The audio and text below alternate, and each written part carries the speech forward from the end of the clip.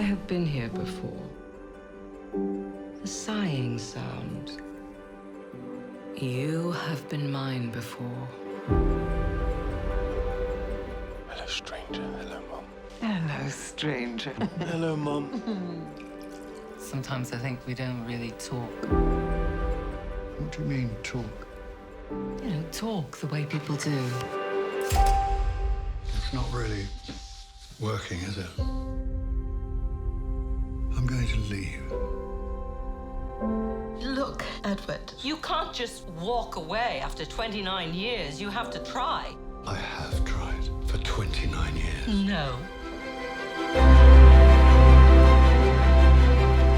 I think the truth is we're different kinds of people. If I had to blame you for anything, it would be letting her think that you were happy. You think maybe you'll walk back through that door? It really could happen. Mum, he's in love! So if your life hurts you so much, I won't stop you. This isn't anything to do with me. This is your problem. His name is Edward. Stay, Edward. Stay. Forgive me for needing you to be strong forever. Forgive me for fearing your unhappiness. As you suffer, so I shall suffer. Hold my hands and walk the old walk.